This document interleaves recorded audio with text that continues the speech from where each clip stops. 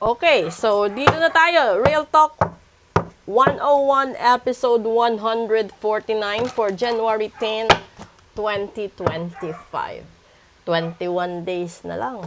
Tapos na naman ang January. Okay? So, sa gustong magpabook ng full private reading, comment lang po kayo. Nasa ilalim po ng profile picture ko lahat ng links ng social media accounts ko po. At nasa videos po yung mga legit accounts ko. Okay? Kung meron mang kumukopya kasi merong nag-report sa akin na merong gumagawa ng account na fake.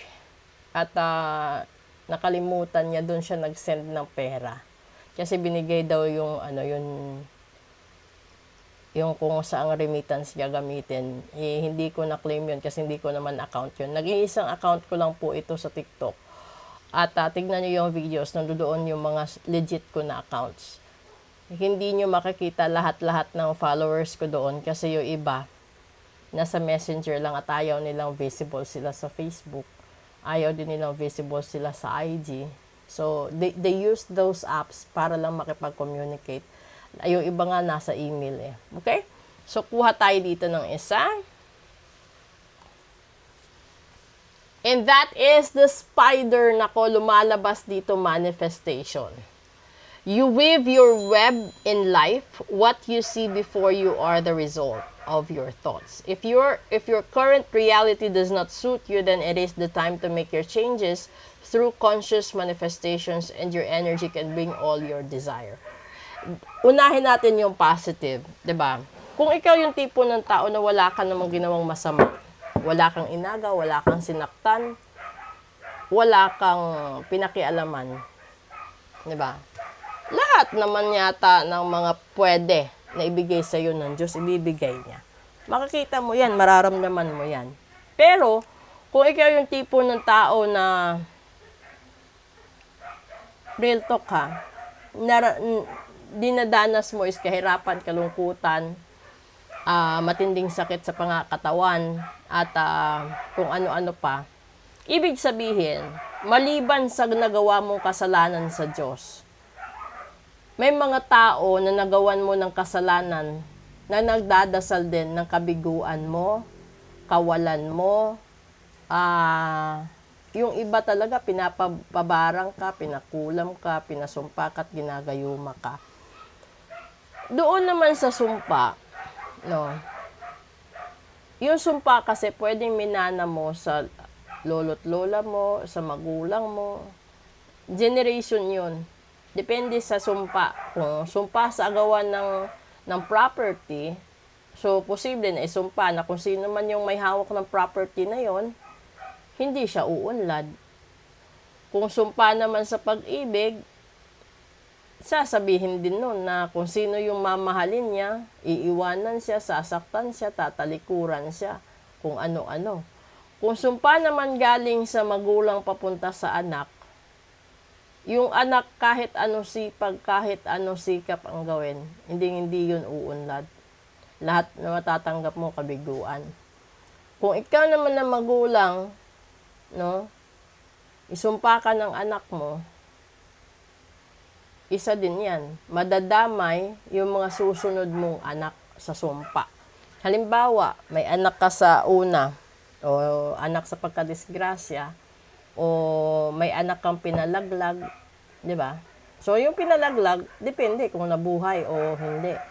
Kung hindi siya nabuhay, buong buhay mo yun, kasalanan mo, kinitil mo ang buhay ng sarili mong anak. Kung na-adapt man siya ng iba, at dumating sa punto na hinahanap ka, mas grabe yung balik sa yun yan, di ba? Kung ikaw naman yung tipo ng magulang na ay anak na kung gusto mong pakawalan yung bigat sa puso mo, sa isipan mo, no, kung hindi mo matanggap yung totoo mong magulang, i-let go mo.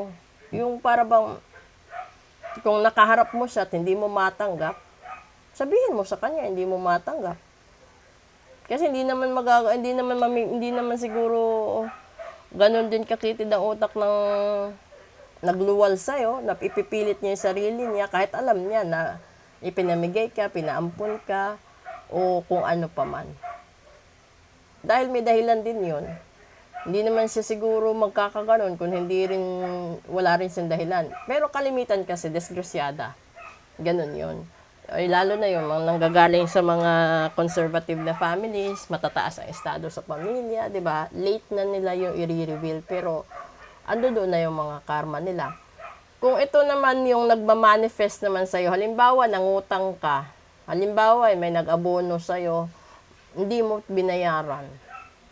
Yung sigaw ng puso ng taong ito na nag-abono sa'yo, talagang tatalab. Halimbawa, inabunuhan ka para matulungan ka, para maisalba ka, tapos hindi mo binalikan, pinalabas mo pa na siya pa masama, ipinagchismis mo, pinangalandakan mo pa, siniraan mo pa. Times 10 ang tama nito. Posible para itong granada. Hindi lang ikaw ang matatamaan, kundi asawa mo, anak mo, at mga tao sa paligid mo. Damay trabaho mo, damay yung swerte mo sa pera, ganun. Pero,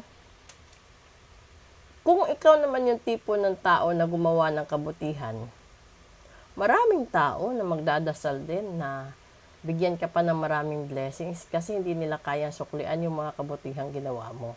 Ang tanong, sa dalawang bahagi or sa dalawang side ng pagkatao mo, the good and bad side of yourself, alin ang pinakamarami?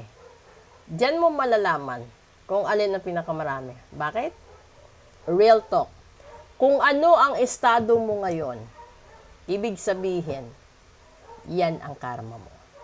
Kung nagkaroon ka man ng asawa at mga anak, pero marami ka pa rin problema, bad karma yan. So, ibig sabihin, hindi ka mabuting tao, masamang tao ka. Kung maganda man, mayaman ka man, pero hindi ka masaya, marami kang kinikimkim sa sarili mo, bad karma din yan. Lalong-lalo na kung yung pinagdadamutan mo is magulang mo, kapatid mo, 'di ba? Kung ikaw din naman yung tipo ng kapatid na napang-abuso, ay karma din 'yun. Kaya sabi nga ng Diyos, gumawa ka ng kabutihan, tutulungan kita. 'Di ba? Gumawa ka ng kasamaan at may kapalit 'yan. Alam nyo na 'yan. Kaso nga lang minsan, o kadalasan, hindi tayo nakikinig sa mga taong nagsasabi ng katotohanan dahil ayaw natin tanggapin na may pagkukulang tayo. Real talk, may pagkakamali tayo. At hindi natin kayang tanggapin na yung nakikita nila is yung katotohanan. Dahil ikaw gusto mo pang mabuhay sa ilusyon. Gusto mo pang mabuhay sa sariling mundo na wala namang pagbabago, kundi nasa harap mo lang lahat ng sagot, iniiwasan mo lang tanggapin. So, panoorin nyo yung first 5 videos. Please do follow, like, and share, repost. At ito na yon.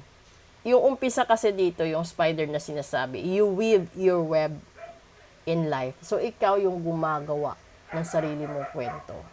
Kung manira ka ng tao, yung karma mo, depende sa dami ng taong sinisiraan mo.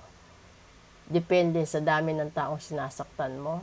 Depende sa lakas ng taong